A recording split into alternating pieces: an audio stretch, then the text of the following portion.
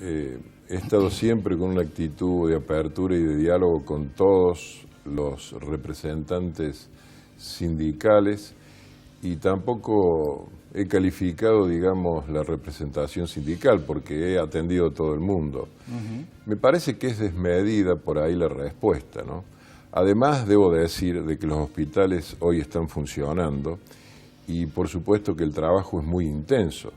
La prueba está en la excelente respuesta que el sistema ha dado, el sistema de salud provincial, en la contingencia de invierno, en donde por muchas razones se ha visto incrementada la demanda en la atención y la respuesta ha sido muy eficiente en el sistema de salud provincial.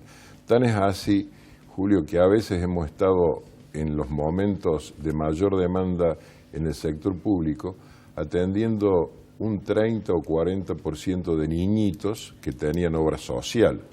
Y eso se ve, o sea, yo quiero diferenciar el trabajo de la inmensa mayoría de los casi 15.700 empleados que tenemos dentro de la salud pública, de los grupos que están politizados o sindicalizados y que por ahí trasladan hacia afuera una realidad que no se condice con el trabajo. Está bien, sobre ese número que me dio, 15.000 empleados que trabajan en los hospitales públicos cordobeses, ¿no todos participan de la protesta? ¿Eso me quiere decir? Pero absolutamente.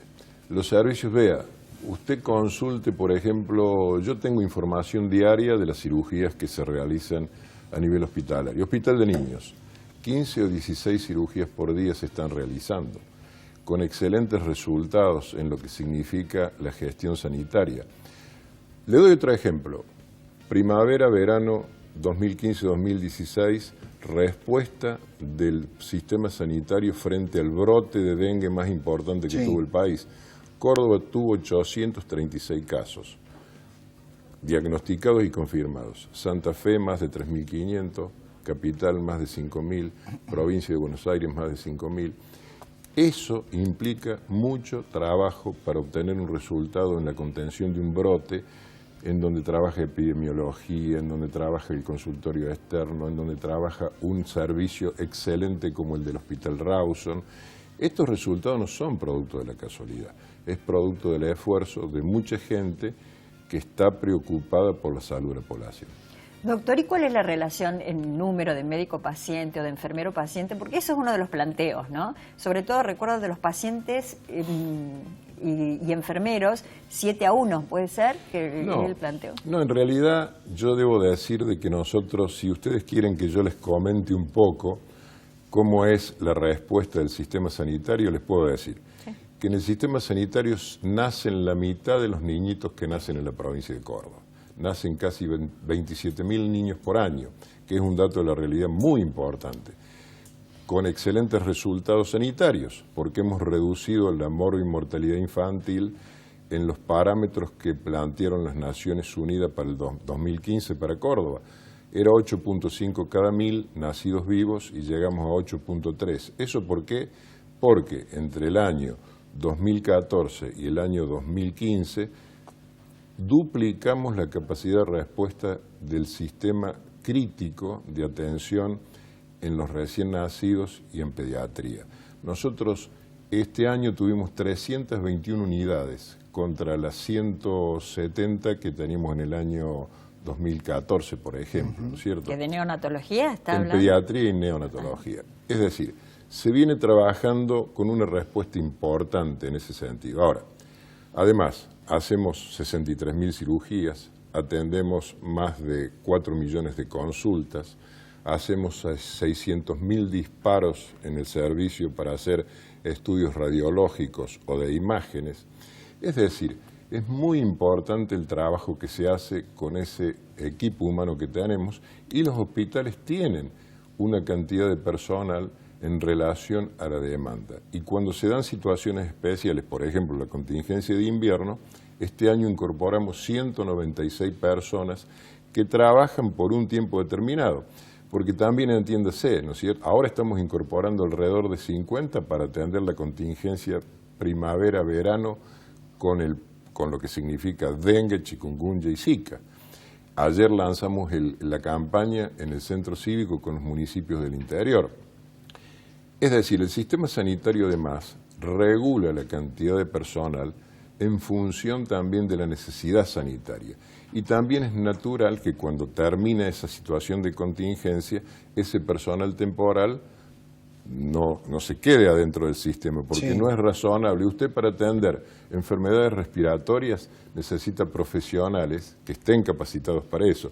Y para atender un brote de dengue, necesita personal que tiene otras características para atender esa situación en especial.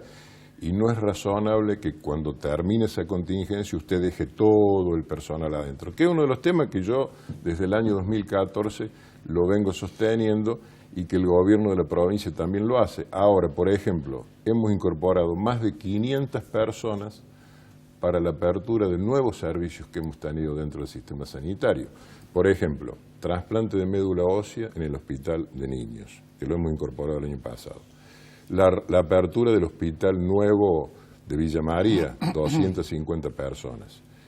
Lo que significa ahora la incorporación del trasplante hepático en el Hospital Córdoba. Eso requiere personal especializado claro, para que lo haga. Bueno, datos importantísimos. Por ejemplo, Córdoba tiene el primer sistema de reproducción en lo que hace al tema de las bioimágenes a través de impresoras. Nosotros en el Hospital de Niños hoy estamos desarrollando una cuestión muy innovadora, en donde a través de una resonancia magnética transformamos ese órgano virtual en un órgano real, con un equipamiento técnico que se está llevando adelante, y después nos permite tener en la mano, por ejemplo, ampliado un corazón con una cardiopatía, abrirlo, ¿no es cierto?, y estudiarlo de la misma manera en que si usted tuviese ese corazón in vivo abierto en un acto quirúrgico. La primera intervención de esa se hizo la semana pasada acá en Córdoba. Es decir, hay avances en la medicina de Córdoba que son muy importantes y que este ruido que hacen a aquellos que descalifican la atención dentro del sistema sanitario, lo que hace es, digamos, ocultar el enorme trabajo que se hace dentro del sistema. Esta es la visión que yo personalmente... Ahora, ¿y usted qué cree? Dice que no todo el personal de salud participa de este conflicto. Absolutamente. Y están tratando de desvirtuar lo que se está haciendo en materia sanitaria. Me parece que usted usó la palabra personal politizado. Sí. ¿Es una protesta política, quiere decir usted o no? No tenga duda, porque hay una gran fragmentación sindical dentro del sistema de salud pública, con una multiplicidad de representaciones que no tienen arraigo, digamos, profundo en el sistema sanitario. Es decir, por ejemplo, le doy el ejemplo de los médicos. Los médicos no se sienten representados por ninguna agrupación. Sí hay intentos organizativos por parte de los médicos, y yo veo con buenos ojos que los médicos del sistema de salud pública se organicen como tales, porque lógicamente son profesionales de la salud y requerirían de su propia organización en el ámbito de la salud pública. Y siempre entendiendo cuál es la organización sanitaria, porque en definitiva, cuando usted hace una protesta o un reclamo dentro del sistema sanitario, no es lo mismo que lo haga en una actividad comercial, porque acá de lo que se trata es de la salud de las personas. Y por ahí yo digo que es de medida la actitud que tienen algunos, porque cuando usted va, por ejemplo, a los hospitales, dicen, estamos de asamblea y bloqueamos el turnero por ahí, ¿no es cierto? Y eso no es así, porque en realidad lo que se conoce como atención mínima dentro de un sistema sanitario implica que usted tenga funcionando el turnero, a lo mejor que funcione menos, pero usted tiene que darle turno a esa persona que vino, que viajó a lo mejor del interior y que le bloqueen el turnero. Usted tiene que tener abierto el consultorio, también lo tiene que tener abierto. Usted no puede, desde el punto de vista sanitario, bloquear una cirugía programada tampoco. Julio, si usted... ¿Y esto es lo que...? Bueno, a veces pasa, a veces pasa. Y desde el Ministerio, ¿ustedes pueden hacer algo? Por esto digo, sí. Suspender una cirugía programada es una cuestión delicada. Sí, señor. Yo estoy dialogando permanentemente con los sindicatos, con las autoridades de los sindicatos, para tratar de establecer nuevas formas de reclamo. Usted puede estar de acuerdo o no. Yo insisto, yo creo que acá en el fondo hay una cuestión de tipo salarial, hay una discusión salarial y hay una puja interna entre aquellos que dicen representar a la salud pública, en donde se pelean por tener mayor protagonismo. Pero no se deben olvidar, en ese sentido, también, de que es muy importante un clima de buena convivencia dentro del sector, para que todos trabajemos, ¿verdad? Porque en realidad, vuelvo a repetir, el sistema sigue funcionando. Si el sistema de salud pública no funcionara, realmente, en donde nosotros hemos advertido en los últimos años un incremento permanente en la demanda de la salud pública. Porque ¿qué pasa con la salud privada? Mira, yo he hecho un relevamiento hace muy pocos días de lo que pasa con la salud privada, por ejemplo, en el interior de la provincia. Nosotros tenemos 426 municipios y comunas en el interior, son 427 con de la capital. Solamente hay 76 localidades que tienen empresas privadas de salud, 76 localidades. En esas 76 localidades se concentran 164 clínicas que tienen internación quirúrgica y clínica. Se ha achicado el sistema sanitario privado. Hay un problema también de empobrecimiento de la sociedad, porque hay un proceso inflacionario, porque hay un proceso devaluatorio. Estas crisis reiteradas que tenemos en la economía nacional afectan a la población y todo eso viene, ¿no es cierto?, ese incremento de demanda viene al sector público. Yo por eso te decía que en la contingencia de invierno... La gente volvió a los hospitales. Pero bueno, por eso las obras sociales, ¿no es cierto?, no logran contener a sus afiliados y vienen a atenderse dentro del sector público. Doctor, y nosotros los atendemos, obviamente. Ahora, una cosa que llamó la atención, por lo menos a mí me llama la atención, el rol que están cumpliendo los residentes. Porque antes los residentes, yo creo que no se animaban a protestar. Ahora salen a protestar y dicen que son los que verdaderamente sostienen el sistema público, que están más asistiendo que aprendiendo. ¿Qué pasa con el sistema de residentes? El sistema de residencias es el mejor sistema de capacitación que ha inventado el sistema sanitario en Argentina y en otros lugares del mundo. Una de las características fundamentales de la práctica en la residencia médica es la exigencia, digamos, de muchas horas de trabajo, porque si usted no tiene un trabajo intensivo en esa etapa de su vida, en donde se está capacitando, no puede adquirir el conocimiento necesario para realizar una especialidad. Yo fui residente del Hospital Córdoba, yo me formé en el Hospital Córdoba. ¿Sabe cuántas guardias hacíamos nosotros por mes? 9 guardias de 24 horas. O sea que para usted está, digamos, correcto legalmente, no es que sea una obra de mano de obra barata, digamos. Pero de ninguna manera, porque... Y es lo que tienen que cumplir. Es una condición esencial en la capacitación, el aprendizaje en la asistencia.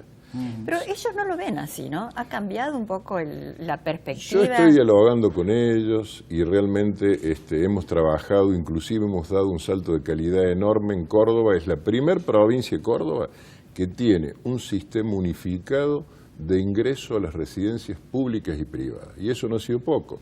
De ahí ha participado la Facultad de Medicina, de las 2 universidades, Consejo de Médicos, asociaciones profesionales, todo el sector privado. Hicimos un examen único en la provincia, con un multiple choice único que rindieron todos, 900 aspirantes tuvimos, y después con un orden de mérito único fueron algunos del sector privado y otro el público, porque también este es un avance en la medicina. Nosotros tenemos que entender... ¿Cómo se selecciona eso, los que van al público y al privado? Por orden de mérito. ¿Los primeros entran al sistema público? Deciden ellos, deciden ellos. Sí, porque bueno, sí, también si me preguntas en qué porcentaje, y un 78% prefirió el sector público, ¿no? Y con lo que decía usted recién en el interior, las clínicas del interior, es cierto, pero también me parece a mí que hay una diferencia de calidad de la atención, ¿no? Por ahí los médicos que no tienen a lo mejor tantos casos, tanta experiencia, hay como más temor de hacer una operación compleja, supongamos. Bueno, por supuesto de que eso que me decís también es muy importante y es un tema que nosotros estamos revisando porque lógicamente la atención es satisfactoria y es competitiva y es de calidad cuando uno lo hace con distintos niveles de complejidad. Es decir, una localidad del interior no puede reunir una pequeña localidad. Tantas cosas, claro. O una ciudad de 30.000 habitantes, a lo mejor no puede tener todo un sistema complejo, por eso están los niveles de complejidad y las competencias. Que eso hay que revisarlo, porque en la década del 90 en Córdoba se municipalizó la salud, sin transferencia de recursos, sin capacitación, y yo veo también que hay una suerte de anarquía en lo que significa la construcción de sistemas sanitarios en el interior, en donde por ahí en las pequeñas comunidades se pretenden tener todos los... No se puede. No se puede. Eso hay que organizarlo, como ocurre en cualquier lugar del mundo, dentro de un sistema sanitario en donde hay sistemas de referencia y de contrarreferencia, y en donde la medicina familiar es muy importante. Quizás haya que agilizar un poco el sistema de traslados, entonces también, sí, ¿verdad? El sistema de traslado en la provincia de Córdoba es uno de los más eficientes que tenemos, yo les digo. Aunque se habían denunciado algunos problemas, y sobre todo en el tema de derivación de pacientes. Claro. Vea, nosotros hemos hecho en el primer semestre de este año en el orden de las 4.000 derivaciones del sistema público. Hay lugares puntuales de la provincia en donde, por ejemplo, el tema de las altas cumbres, ¿verdad? Sí. En donde ahí hay que tener un sistema, sobre todo en la atención de la emergencia, que esté coordinado entre el sector público, privado y todo lo que sea un dispositivo de contención, porque en realidad, cuando hay una situación, digamos, de accidentes en las rutas, participa todo el sistema y se activa. O cuando usted tiene una situación de catástrofe. Por ejemplo, yo recuerdo lo que pasó en la Ruta 13. Ustedes se acordarán cuando explotó el gasoducto. Sí. Bueno, ahí todo el sistema se pone a funcionar, público, privado, todo el mundo se ordena en función de resolver una contingencia especial. O cuando usted tiene una crisis, por ejemplo, por las inundaciones en las Sierras Chicas, o lo que nos puede pasar en otro lugar. Los sistemas tienen que estar coordinados, y el sistema que se conoce como de medicina prehospitalaria requiere que ese sistema de atención de una crisis en algún momento y en algún lugar requiere de una coordinación y de una organización, y en eso tenemos que también capacitarnos, ¿no? Y esto es la medicina actual. Por eso los sistemas, digamos, de emergencia tienen que coordinarse. Ahora, nosotros tenemos, por ejemplo, 60 unidades que están operativas, y ahora estamos incorporando 20 unidades nuevas más dentro del sistema. Nosotros hoy estamos, ¿cómo está? Un dato que yo les quiero dar, por ejemplo, hoy nosotros estamos pagándole a los proveedores entre los 45 y 60 días. Estamos invirtiendo 120 millones de pesos por mes en lo que significa compra de insumos, medicamentos, materiales descartables para abastecer el sistema. Y estamos con un programa de desendeudamiento que empezamos a partir del mes de febrero de este año de 700 millones de pesos, en donde para fin de año no vamos a deber más nada, y efectivamente por el otro lado vamos a estar con un sistema saneado. ¿Esto por qué? Porque frente a la mayor demanda también la decisión política del gobierno de la provincia de Córdoba ha sido incrementar la inversión. Un 60% hemos incrementado, vamos a terminar incrementando nosotros aproximadamente la inversión en todo lo que significa el manejo de funcionamiento del sistema.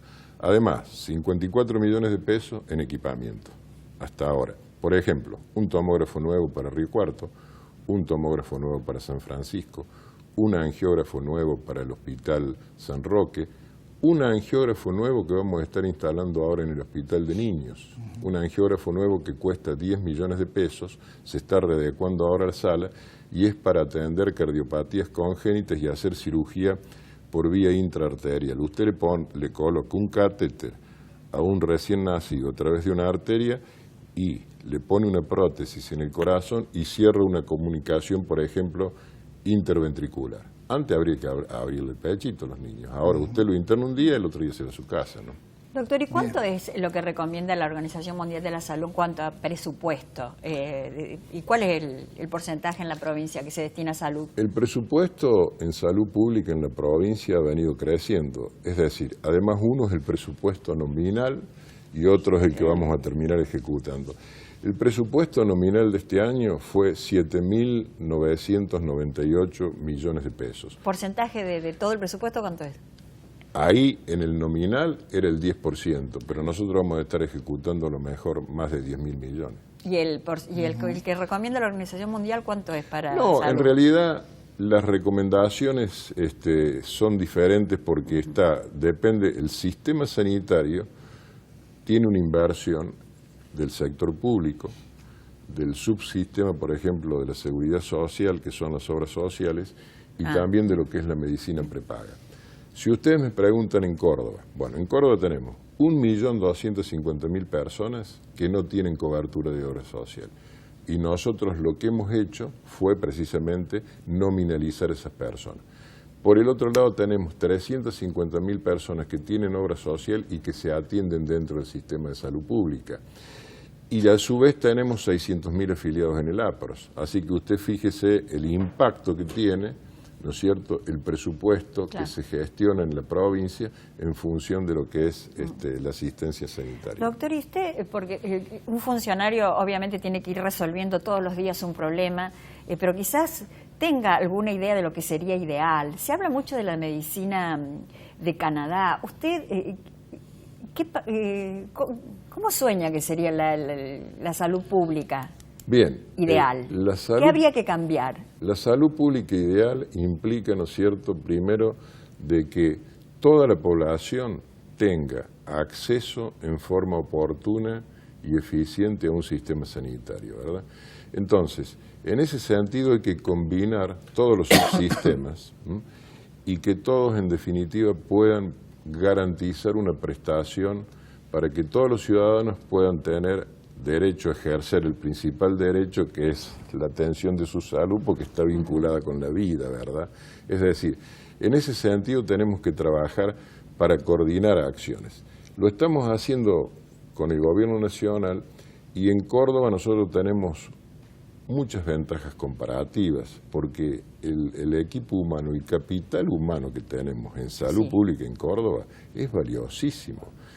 La experiencia, digamos, tanto académica como científica, es decir, tenemos que dar un salto de calidad en la organización del sistema y en eso nos tenemos que involucrar todos, ¿no? Bien, cuando usted planteó en algún momento esta raíz del conflicto que tienen desde larga data, planteó la metodología que podrían utilizar con una nueva forma de protestar para, por ejemplo, no suspender una cirugía programada, para que no dejen de funcionar algunos estamentos que son vitales, como por ejemplo un quirófano. ¿Qué piensa con esto? ¿Usted cree que puede negociar con la gente o en todo caso puede llegar el ministerio, en algunos casos a la justicia, para que las cirugías no se suspendan? De hecho, ha habido procedimientos en el ámbito de la justicia. Lo importante en esto, ¿no es cierto?, es el diálogo, y es la actitud, y es la madurez, y es, digamos, la sensatez en el tipo de reclamo. Yo creo que en ese aspecto, cuando usted tiene una sociedad que está con incertidumbre, en un sector tan sensible como es el de la salud pública, las actitudes y la necesidad de la reflexión y de la actitud frente a la situación, ¿no es cierto?, de incertidumbre, tiene que estar enmarcada en el trabajo y en el servicio que uno presta. Nunca tiene que estar el derecho sindical por encima del derecho de la ciudadanía, nunca, porque en definitiva acá lo que se defiende es un derecho esencial, que es el derecho de acceso a la salud. Está bien, pero desde los gremios dicen, existen el derecho a el libre ejercicio, en este caso, del derecho a la protesta. Pero por supuesto, pero la protesta usted la puede hacer en el lugar adecuado, en el momento adecuado, sin bloquear, ¿no es cierto?, la atención de un servicio y además permitiendo que los trabajadores que quieren hacer su trabajo lo hagan. Que en ese sentido mire, si hay alguna cuestión, digamos, que yo he valorado dentro del sistema sanitario, porque me tocó asumir en un momento de mucha crisis en el año 2014, y logramos reacomodar el sistema. Y yo he tenido siempre las puertas abiertas, y de hecho estoy todas las semanas dialogando con los dirigentes sindicales. Lo que pasa es de que en definitiva hay que entender de que para poder digamos, llevar adelante una estrategia en la política sindical dentro de la salud pública, hay que cambiar la metodología. Es decir, hay que dialogar más, hay que estar más en una actitud propositiva y además hay que decir más la verdad. Yo con todo respeto lo digo, porque si usted va a los hospitales hoy, si bien nosotros tuvimos un proceso de reforma en lo que es la administración del sistema de compras en los hospitales, hoy tenemos los hospitales abastecidos, tenemos una reserva de insumos y lógicamente para fin de año la intención es que el hospital tenga un mes de insumos acumulados dentro del sistema y a su vez que tengamos nosotros un mes de reserva. Y lo venimos consiguiendo porque tenemos un depósito y esto se ha debido al cambio que nosotros hemos producido en la administración. Porque si usted tiene que atender más, si usted tiene que invertir más, también tiene que ser más eficiente en el manejo de los recursos. Y en eso nosotros necesitamos de la colaboración de todos y los resultados se están viendo, ¿no? Por eso yo soy muy optimista, yo les quiero decir la verdad, yo soy optimista respecto de este tema de cómo encauzar la discusión y el debate dentro de la salud pública, porque si todos tenemos buenas intenciones y queremos una salud mejor para los cordobeses, ¿cómo no nos vamos a poner de acuerdo? Por eso yo creo que es importante, en ese sentido, entender también y separar la paja del trigo. Si usted está en una discusión salarial de fondo, bueno, exprese que su disgusto está con el haber, digamos, salarial, pero no usemos otros argumentos a veces para tratar de expresar alguna otra cuestión, ¿no es cierto? Nosotros en la provincia, el incremento que ha habido interanual en el haber de bolsillo está entre el 32 y 34%. Por eso el gobierno es además cauto y prudente respecto de lo que significa reabrir una discusión salarial, porque todavía la inflación anual no ha superado ese valor. ¿Cuándo fue el acuerdo, el último? El acuerdo fue en febrero, se trabajó durante el mes de febrero, se hizo a partir del 1 de febrero. Y el gobierno siempre ha tenido una actitud de entender la necesidad de mejorar el salario, tanto en la salud pública como en el resto, pero acá el incremento interanual real ha estado entre el 32 y 34%, ¿no? Bien, estamos recibiendo muchísimos mensajes, algunos de los mensajes pertenecen a los propios médicos que forman parte de UTS, que quieren debatir con Fortuna en el espacio. Bueno, lamentablemente no puede ser en este momento, pero sí queríamos consultarle sobre esta visión que tiene el Ministerio de Salud. Ha dado su visión el ministro Francisco Fortuna. Una última me queda, no sé si a vos, María, te queda alguna más, pero dejamos un momentito, mínimamente el tema del conflicto que se está viviendo en estos momentos. Usted mencionó lo que se viene, la cuestión del dengue, chikungunya, hablamos del Zika. ¿Cómo está preparado Córdoba? ¿Qué esperan ustedes? A nivel país, ¿hay temor respecto a este tema? Mira, el año pasado, digamos primavera, verano 2015-2016, ha habido casi 50.000 casos de dengue en el país. Sí. Las expectativas de este año van también en esa línea porque hay un cambio climático, porque las poblaciones se movilizan. Córdoba, por ejemplo, es una ciudad turística, la gente viaja al exterior, viene mucha gente de afuera y lógicamente el Aedes aegypti, que es el vector, está en toda la región, ¿no es cierto? Por eso también en América del Sur tenemos una epidemia como la que fue la del Zika y la que está vigente hoy, que también nos preocupa porque efectivamente el Zika, además de transmitirse a través del vector que es el Aedes aegypti, también hemos demostrado que se transmite a través de la vía sexual, ¿verdad? Entonces, todas estas cuestiones nosotros las tenemos que hablar. Nos hemos reunido ayer con los gobiernos locales del interior y los servicios de salud del interior, porque bueno, la última experiencia no quedó limitada a la ciudad capital, sino de que estuvo en toda la provincia. Hay que prepararse sobre todo, ¿no es cierto?, teniendo en cuenta de que el Aedes aegypti, el mosquito, tiene un hábito domiciliario y que la principal batalla la debemos dar en el hogar, eliminando los reservorios en donde el mosquito crece, ¿no es cierto?, y prolifera, porque en realidad en el hogar tiene todo lo que le hace falta.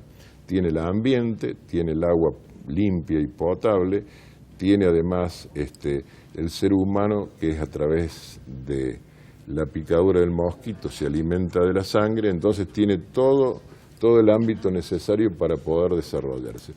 Y en ese sentido, ¿no es cierto?, sabemos de que el dengue, chikungunya y zika ya están en toda la región, y por eso nosotros tenemos que prevenir en este sentido y organizarnos.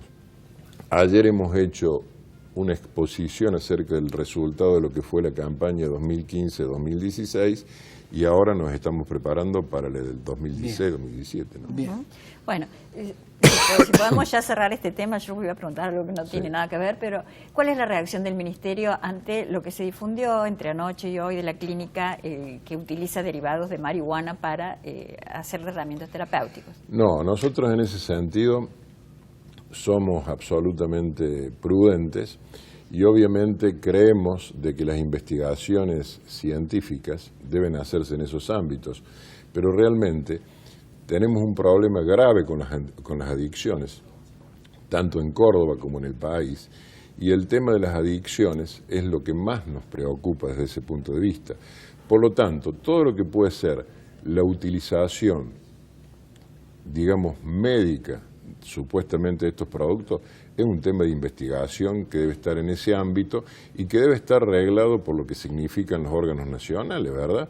En ese sentido no hay una regulación en ese aspecto y no se admite, digamos, en Argentina ese tema. Por lo tanto, es un tema que hay que analizarlo, verlo, y además nosotros estamos trabajando y fijando una posición para que, en definitiva, haya en Córdoba también una respuesta. Hemos incorporado dentro de la salud el tema de las adicciones, tanto en la prevención como en la terapéutica, y es uno de los flagelos que tenemos actualmente, ¿no? El alcoholismo y la drogadicción son dos flagelos que tenemos, sobre todo que afectan a nuestra juventud, y tenemos que trabajar en ese sentido. Francisco Fortuna, ha sido un placer tenerlo aquí en el programa. Bueno, muchísimas gracias por Muchísimas estas gracias. explicaciones que ha dado sobre el funcionamiento del sistema de salud.